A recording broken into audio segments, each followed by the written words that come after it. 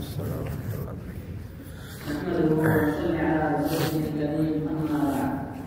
সম্মানিত উপস্থিতি, আমরা রাসূল সাল্লাল্লাহু আলাইহি ওয়াসাল্লামের জীবনী মূল পর্ব শুরু করেছি। গত সপ্তাহে আমরা রাসূল সাল্লাল্লাহু আলাইহি ওয়াসাল্লামের নাম এবং গুণবাচক নাম মোট 19টি উল্লেখ করেছিলাম এবং রাসূল সাল্লাল্লাহু আলাইহি ওয়াসাল্লামের নাম এবং গুণবাচক নাম সব মিলে প্রায় 54টি নাম এবং গুণবাচক নাম রয়েছে। এটা আমার গবেষণায়, অন্যান্য আলেমদের ভিন্নতা থাকতে পারে, কিন্তু আমার দৃষ্টিতে মোট 54টি নাম এবং গুণবাচক নাম। নামের মধ্যে আমরা বলেছিলাম রাসূল সাল্লাল্লাহু আলাইহি ওয়াসাল্লাম বলেছেন 5টি নামের কথা। আমার 5টি নাম বলেছেন মুহাম্মদ, আহমদ, মাহি, হাশির, আরব। এই 5টি নাম, এটা হলো মূল নাম। এছাড়া আমরা সংক্ষেপে বলেছিলাম সিফাতি নাম বা গুণবাচক নাম। তো এইভাবে গুণবাচক নাম মোট 54টি রয়েছে। এরপর আজকে যে বিষয় নিয়ে আলোচনা করব সেটা হলো রাসূল সাল্লাল্লাহু আলাইহি ওয়াসাল্লামের উপাধি। উপাধি বলা হয় মানুষ ভালোবেসে যে নামকরণ করে, ভালোবেসে যে নামে ডাকে, সেটাকে বলা হয় উপাধি। আর কুনিয়াত, উপনাম। উপনাম বলা হয় যে পিতৃপুরুষ অথবা সন্তান এদের দিকে নিসবত করে যে নাম রাখা হয় সেটাকে বলা হয় উপনাম, কুনিয়াত। এই উপনাম রাসূল সাল্লাল্লাহু আলাইহি ওয়াসাল্লামের রয়েছে 5টি, উপাধি রয়েছে 1টি, মোট 6টি। তাহলে বলা যায় নাম, উপাধি, উপনাম, গুণবাচক নাম সব মিলে রাসূল সাল্লাল্লাহু আলাইহি ওয়াসাল্লামের প্রায় 60টি নাম, গুণবাচক নাম, উপাধি, কুনিয়াত ইত্যাদি রয়েছে। তো আজকের এই তৃতীয় অংশ নিয়ে আলোচনা করব। প্রথম হলো রাসূল সাল্লাল্লাহু আলাইহি ওয়াসাল্লামের লাকব, উপাধি। কুরাইশরা ভালোবেসে কি উপাধি দিয়েছিল সেটা হলো আল আমিন। রাসূল সাল্লাল্লাহু আলাইহি ওয়াসাল্লামের উপাধি হলো আল আমিন, বিশ্বস্ত ব্যক্তি। এই উপাধিটা মুসনাদে আহমদের 15504 নম্বর হাদিসে উল্লেখ হয়েছে। এখানে ওয়াইস বিন সারিক রাদিয়াল্লাহু আনহু তিনি বলেন যে জাহেলি যুগে যখন বাইতুল্লাহ ভেঙে যায়, মক্কার কুরাইশরা নতুন করে যখন তৈরি করার সময় তখন তাদের মাঝে দ্বন্দ্ব হয় যে হাজরে আসওয়াদটা কে এখানে স্থাপন করবে। কারণ এটা সম্মানের বিষয়, মর্যাদার বিষয়। তারা পরবর্তীতে গর্ব করবে যে অমুক কবিলার পুত্রের লোকজন হাজরে আসওয়াদটা এখানে স্থাপন করেছে। এই গর্ব অহংকারের কারণে সকল পুত্রের লোকজন দ্বিধাদ্বন্দ্বে এবং ঝগড়া বিবাদে লিপ্ত হয়। তখন তারা পরামর্শ করলো যে কি করা যায়। তখন তারা বলল ইজআলু বাইনানা হাকাম, তোমরা আমাদের মাঝে একজন বিচারক, ফয়সালাকারী নির্ধারণ করো। তখন তারা সকলেই বলল যে আল্লাযী ইয়াতলা মিন হাযাল ফাজ, আউয়ালু মান ইয়াতলা মিন হাযাল ফাজ, অর্থাৎ এই গিরিপথ দিয়ে সর্বপ্রথম যে ব্যক্তি প্রবেশ করবে সেই আমাদের মাঝে ফয়সালা করবে। তখন ইবনে সারিদ রাদিয়াল্লাহু আনহু তিনি বলেন যে প্রথম যিনি আসলেন তিনি হলেন রাসূল সাল্লাল্লাহু আলাইহি ওয়াসাল্লাম। রাসূল সাল্লাল্লাহু আলাইহি ওয়াসাল্লামকে আসতে দেখে তারা বলল কদ জাআকুম আল আমিন, তোমাদের কাছে বিশ্বস্ত ব্যক্তি আসতেছে। রাসূল সাল্লাল্লাহু আলাইহি ওয়াসাল্লাম আসলেন, আসার পর তাদের মাঝে ফয়সালা করলেন যে এই পাথরটা একটা কাপড়ে রাখো। কাপড়ে রাখার পর সকল পুত্রের একজন করে বললেন এই কাপড়ের পার্শ্ব জড়তে। এরপর তিনি নিজ হাতে হাতে আসরটা এখানে স্থাপন করেছিলেন। এটা ছিল নবুয়তের পূর্বে, অর্থাৎ 35 বছর বয়স যখন রাসূল সাল্লাল্লাহু আলাইহি ওয়াসাল্লামের, তখন অর্থাৎ নবুয়ত হওয়ার 5 বছর আগের ঘটনা। তাহলে রাসূল সাল্লাল্লাহু আলাইহি ওয়াসাল্লাম জাহেলি যুগে মক্কার মুশরিকদের মাঝে প্রসিদ্ধ ছিলেন আল আমিন তথা বিশ্বস্ত ব্যক্তি হিসেবে। সুতরাং কোন নবী কেন না, এটা তার নবুয়ত হওয়ার পূর্বে হোক পরে, রাসূল সাল্লাল্লাহু আলাইহি ওয়াসাল্লামের এই উপাধি থেকে সেটাই বোঝা যায়। এরপর রাসূল সাল্লাল্লাহু আলাইহি ওয়াসাল্লামের যে উপনাম কুনিয়াত রয়েছে, এটা মোট 5টি কুনিয়াত রয়েছে। তো 5টির মধ্যে 2টি হলো তার সন্তানদের দিকে নিসবত করে, তাকে বলা হয়, একটি হলো আবুল কাসেম। রাসূল সাল্লাল্লাহু আলাইহি ওয়াসাল্লামের একটা কুনিয়াত হলো, উপনাম হলো আবুল কাসেম, কাসেমের বাবা। এই উপাধিটা উল্লেখ হয়েছে সহিহ বুখারী, মুসলিমে এবং হাদিসের অন্যান্য কিতাবে উল্লেখ হয়েছে। সহিহ বুখারী 4351 নম্বর হাদিস, জাবের বিন আব্দুল্লাহ আল-আনসারী রাদিয়াল্লাহু আনহু তিনি বলেন যে আমাদের আনসারদের মধ্যে কোন এক ব্যক্তির একটা সন্তান হওয়ার পর তিনি তার নাম রাখেন কাসেম। কাসেম রাখার পর তখন এই পুত্রের লোকজন অর্থাৎ আনসার সাহাবা তারা বললেন যে লা নাকুনু বিল কাসিম, যে আমরা তোমাকে আবুল কাসিম উপাধি দিয়ে রাখবো, কারণ এটা রাসূল সাল্লাল্লাহু আলাইহি ওয়াসাল্লামের উপাধি। সুতরাং আমরা তোমাকে আবুল কাসিম বলে ডাকবো।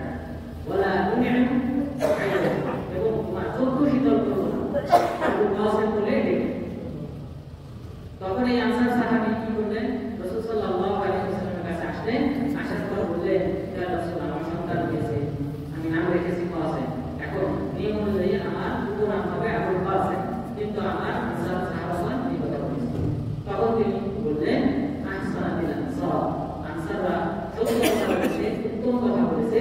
সাম্মু বিইসমি ওয়ালা তাকান্নু বিকুনিয়াতি, সাম্মু বিইসমি ওয়ালা তাকান্নু বিকুনিয়াতি, তোমরা আমার নামে নামকরণ করো, কিন্তু আমার কুনিয়ত উপনামে নামকরণ করো। তাহলে রাসূল সাল্লাল্লাহু আলাইহি ওয়াসাল্লাম যতদিন জীবিত ছিলেন ততদিন তার কুনিয়ত আবুল কাসিম, এই কুনিয়তে কোনো কোনো সাহাবীকে ডাকা উচিত ছিল না, এবং এই কুনিয়ত ব্যবহার করা তাদের জন্য নিষিদ্ধ ছিল। কিন্তু এখন আমরা আবুল কাসিম কাউকে রাখতে পারি, তার সন্তান যদি থাকে কাসিম, তাহলে তাকে আমরা কাসিমের বাবা বলে ডাকতে পারি, এটাতে সমস্যা নেই। তাহলে আমরা প্রথম কুনিয়ত জানলাম যে আবুল কাসিম। দ্বিতীয় কুনিয়ত হলো আবু ইব্রাহিম, ইব্রাহিমের বাবা, অর্থাৎ রাসূল সাল্লাল্লাহু আলাইহি ওয়াসাল্লামের এক ছেলের নাম ইব্রাহিম ছিল। তার ব্যাপারে রাসূল সাল্লাল্লাহু আলাইহি ওয়াসাল্লাম বলেছেন, আল মুআজ্জামুল আওসাত লিল তাবরানি 36087 নম্বর হাদিস, 387 নম্বর হাদিস। এখানে জিবরিল আলাইহিস সালাম আসলেন, রাসূল সাল্লাল্লাহু আলাইহি ওয়াসাল্লাম কিছুটা সন্দিহান ছিলেন যে ইব্রাহিমের ব্যাপারে। তো তখন জিবরিল আলাইহিস সালাম আসলেন, আসার পর তিনি বললেন, আসসালামু আলাইকা ইয়া আবা ইব্রাহিম, হে ইব্রাহিমের বাবা, তোমার উপর শান্তি বর্ষিত হোক। তাহলে এই লাকবটা, এই কুনিয়াতটা, উপাধিটা, উপনামটা স্বয়ং জিবরিল আলাইহিস সালাম রাসূল সাল্লাল্লাহু আলাইহি ওয়াসাল্লামের ক্ষেত্রে ব্যবহার করেছেন। তাহলে আবু ইব্রাহিম এটা হলো তার দ্বিতীয় কুনিয়াত। এরপর 3 নম্বর যে কুনিয়াত, 3 নম্বর থেকে 5 নম্বর পর্যন্ত যে কুনিয়াত রয়েছে সেটি তার পিতৃপুরুষের দিকে নিসবত করে কুনিয়াতটা রাখা হয়েছে। অর্থাৎ তাকে বলা হয় ইবনু আব্দুল মুত্তালিব, আব্দুল মুত্তালিবের ছেলে। আব্দুল মুত্তালিব তার দাদার নাম। তো এই নামটি সহিহ বুখারী, মুসলিমে উল্লেখ হয়েছে। সহিহ বুখারী 63 নম্বর হাদিসে উল্লেখ হয়েছে, রাসূল সাল্লাল্লাহু আলাইহি ওয়াসাল্লাম হুনাইন যুদ্ধের সময় যখন সাহাবাগণ পলায়ন করতেছিলেন, পলায়ন করার সময় এই হাওয়াযিন গোত্রের লোকজন এবং বানু নাসব এই গোত্রের লোকজন যখন তীরের বৃষ্টি বর্ষণ করতে শুরু করলো, তখন সাহাবাগণ পলাইতে শুরু করলেন। তখন রাসূল সাল্লাল্লাহু আলাইহি ওয়াসাল্লামের এই সওয়ারি লাগাম ধরেছিলেন তার এক চাচাতো ভাই আবু সুফিয়ান ইবনে হারিস বিন আব্দুল মুত্তালিব, এবং তখন রাসূল সাল্লাল্লাহু আলাইহি ওয়াসাল্লাম এই সওয়ারি থেকে নেমে তিনি বলেছেন, আনা ইবনু আব্দুল মুত্তালিব, আনা নাবিয়্যুল লা কাযিব, আনা ইবনু আব্দুল মুত্তালিব, আমি হলাম সত্য নবী, মিথ্যা নবী নই, এবং আমি হলাম আব্দুল মুত্তালিবের ছেলে। তাই মানুষ যখন গর্ব অহংকার করে, যে সময় যুদ্ধের ময়দানে বিশেষ করে এটা জায়েজ, গর্ব অহংকার প্রকাশ করা, দাম্ভিকতা প্রকাশ করা কাফেরদের সামনে। তো এখানে রাসূল সাল্লাল্লাহু আলাইহি ওয়াসাল্লাম তার দাদা আব্দুল মুত্তালিব ছিলেন, প্রসিদ্ধ ছিলেন মক্কাবাসীর কাছে এবং আরব আরবদের মাঝে। এই কারণে তিনি বলেছেন, আনা ইবনু আব্দুল মুত্তালিব, আমি আব্দুল মুত্তালিবের সন্তান, আমার বলা হতে পারে। তাহলে এখানে আমরা জানলাম রাসূল সাল্লাল্লাহু আলাইহি ওয়াসাল্লামের একটা কুনিয়াত হলো, উপনাম হলো যে ইবনু আব্দুল মুত্তালিব। এরপর রাসূল সাল্লাল্লাহু আলাইহি ওয়াসাল্লামের অপর যে নাম সেটা হলো ইবনু আবি কাবশা, অপর যে কুনিয়াত ইবনু আবি কাবশা। এটা সহিহ বুখারীর 7 নম্বর হাদিসে উল্লেখ হয়েছে। আবু সুফিয়ান আল হারব তিনি যখন রোমের বাদশার কাছে, বাদশার দরবারে উপস্থিত হয়েছিলেন, রোমের বাদশা তাকে কয়েকটা প্রশ্ন করেছিলেন যে তোমাদের মধ্যে কে সবচেয়ে বেশি নিকটবর্তী বংশ নামার অধিকারী? রাসূল সাল্লাল্লাহু আলাইহি ওয়াসাল্লাম। তখন আবু সুফিয়ান বললেন, আমি, আমার বংশ এবং তার বংশ কাছাকাছি, আমরা পরস্পর কাছাকাছি। তখন তাকে বললেন, রোমের বাদশা হিরাক্লিয়াস তাকে সামনে বসানো। সামনে বসানোর পর তিনি পিছনে যারা বসেছিলেন প্রশ্ন করবো, সে যদি মিথ্যা উত্তর দেয় সেটা ধরিয়ে দেব যে সে মিথ্যা বলছে। এরপর আবু সুফিয়ানকে কয়েকটা প্রশ্ন করলেন যে রাসূল সাল্লাল্লাহু আলাইহি ওয়াসাল্লামের সম্পর্কে, যে সে তোমাদের মাঝে কেমন ব্যক্তি, তার বংশনামা কেমন, সে কি উন্নত বংশের সাধারণ বংশের? তিনি বললেন উন্নত বংশের। এরপর প্রশ্ন করলেন যে তোমরা, তিনি যে এই যে নবুয়ত দাবি করতেছে, এই দাবিটা কি তোমাদের বংশের মধ্যে আগে কেউ কখনো করেছে? তখন তিনি বললেন না, করেনি। তখন বললেন তিনি কি তার বাপ দাদাদের মধ্যে কেউ কি বাদশা ছিল? তখন বললেন না, কেউ বাদশা ছিল না। এইভাবে অনেকগুলি প্রশ্ন করলেন। প্রশ্ন করার পর আবু সুফিয়ানকে লক্ষ্য করে, মক্কার কুরাইশকে লক্ষ্য করে হিরাক্লিয়াস বললেন যে তুমি যা বলেছো তা যদি সত্য হয় তাহলে জেনে রেখো, আমার এই যে আমি যেখানে বসে আছি, অর্থাৎ তিনি শাম দেশে ছিলেন, বর্তমানে ফিলিস্তিন, সিরিয়া এই অঞ্চল, এখানে শাসন করতেন। তিনি বললেন আমার এই পা পর্যন্ত তার রাজত্ব পৌঁছে যাবে। অর্থাৎ তিনি সত্য নবী, শেষ জামানের নবী, এবং তার সম্পর্কে ভবিষ্যৎবাণী ছিল তাওরাতে, সেই বিষয়গুলি তার জানা ছিল হিরাক্লিয়াসে। তখন তিনি নিশ্চিত হলেন তিনি শেষ নবী এবং তিনি অবশ্যই এই সিরিয়া, ফিলিস্তিন ইত্যাদি বিজয় করবেন। তখন তিনি কথা বললেন আমার পা যেখানে, আমাদের পায়ের তলার মাটি পর্যন্ত তিনি বিজয় করবেন। এই কথা বলার পর তখন আবু সুফিয়ান বললেন, মন্তব্য করলেন, অর্থাৎ এখান থেকে তাদেরকে বের করে দেওয়া হলো। বের করে বাহিরে এসে তার সাথীদেরকে বললেন লাকাদ আমি ওয়া আমরু ইবনু আবি কাবশা হাদা হাত্তা ইয়াকাবু মালিক বানিল আসফা, যে ইবনু আবি কাবশা সন্তানের বিষয়টা বিরাট আকার ধারণ করেছে, যে রুমের বাদশা পর্যন্ত তাকে ভয় পায়। এখানে যে আবু সুফিয়ান শব্দটা ব্যবহার করেছেন লাকাদ আমি ওয়া আমরু ইবনু আবি কাবশা, আবু কাবশার ছেলে। আবু কাবশা তাহলে কি? রাসূল সাল্লাল্লাহু আলাইহি ওয়াসাল্লামকে আবু সুফিয়ান বললেন যে তিনি ইবনু আবি কাবশা, আবু কাবশার ছেলে। আবু কাবশাকে এই ব্যাপারে দুইটি মতামত পাওয়া যায়। একটি মত হলো যে হালিমা সাদিয়া যার দুধ পান করেছিলেন রাসূল সাল্লাল্লাহু আলাইহি ওয়াসাল্লাম, তার স্বামীর নাম ছিল আবু কাবশা। তো সুতরাং তিনি যেহেতু তার দুধ পান করেছে, তার সন্তান সাদিয়া, হালিমা সাদিয়ার সন্তান, সুতরাং যিনি স্বামী তারও সন্তান, তো সেই হিসেবে তাকে ইবনু আবি কাবশা বলা হয়েছে। আরেকটা কথা হলো যে ইবনু আবি কাবশা, আবু কাবশা নামে এক ব্যক্তি ছিল আরবদের, যিনি সর্বপ্রথম মানুষদেরকে তারকার ইবাদতের দিকে আহ্বান করেছিলেন। তো আবু সুফিয়ান তাকে এখানে রাসূল সাল্লাল্লাহু আলাইহি ওয়াসাল্লামকে এই আবু কাবশার দিকে নিসবত করেছেন, যেহেতু তিনি একটা নতুন ধর্ম নিয়ে এসেছিলেন। মক্কার কুরাইশরা দেব-দেবী পূজা করত, কিন্তু আবু কাবশা যেহেতু তারকার ইবাদতের দিকে আহ্বান করেছিলেন, নতুন ধর্মের দিকে আহ্বান করেছিলেন, আর রাসূল সাল্লাল্লাহু আলাইহি ওয়াসাল্লাম যেহেতু নতুন ধর্মের দিকে আহ্বান করতেছেন, সেই দিকে তুলনা করে তাকে ইবনু আবি কাবশা বলেছেন। তাহলে এটা হলো রাসূল সাল্লাল্লাহু আলাইহি ওয়াসাল্লামের চতুর্থ কুনিয়াত, উপনাম। এরপর পঞ্চম কুনিয়াত হলো ইবনুল আওয়াদ, আওয়াদের ছেলে।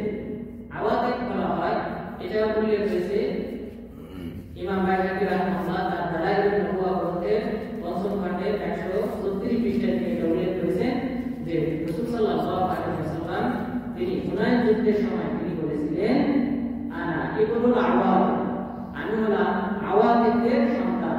অর্থাৎ হুনাইন যুদ্ধের সময় গর্ব করে তিনি যেমন বলেছিলেন আনা ইবনু আব্দুল মুত্তালিব, আমি আব্দুল মুত্তালিবের সন্তান, অনুরূপভাবে তিনি কথা বলেছিলেন যে আনা ইবনুল আওয়াদ, আমি আওয়াদের সন্তান। আওয়াদের থেকে কুতাইবা রাহিমাহুল্লাহ তিনি বলেছেন রাসূল সাল্লাল্লাহু আলাইহি ওয়াসাল্লামের তিনজন দাদি ছিল, বা সুলাইম গোত্রের, যাদের সবার নাম ছিল আতেকা, দাদিদের নাম ছিল আতেকা, আর সেই দাদিদের তিনি নিসবত করে তিনি বলেছেন আনা ইবনুল আওয়াদ, আওয়াদ হলো বহু বচন আতেকা, যে আমি আওয়াদের সন্তান।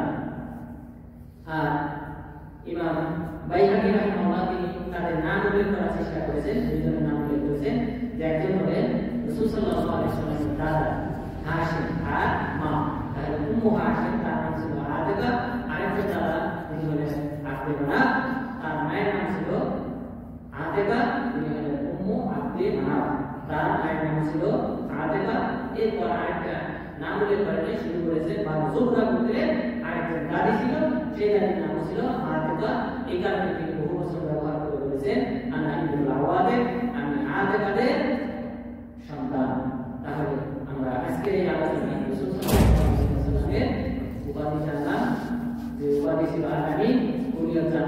যে তার পাঁচটি কুমার ছিল আবু আবুল কাসেম, আবু ইব্রাহিম, ইবনে আব্দুল মুত্তালিব, এরপর ইবনে আবি কাবশা এবং ইবনুল আওয়াম। আল্লাহ তাআলা আমাদেরকে রাসূল সাল্লাল্লাহু আলাইহি ওয়াসাল্লামের এই ধারাবাহিক জীবনী জানার মাধ্যমে আমাদের জীবনকে সুন্দরভাবে গড়ার মাধ্যমে ইহকালীন পরকালীন সফলতা অর্জন করার তৌফিক দান করে।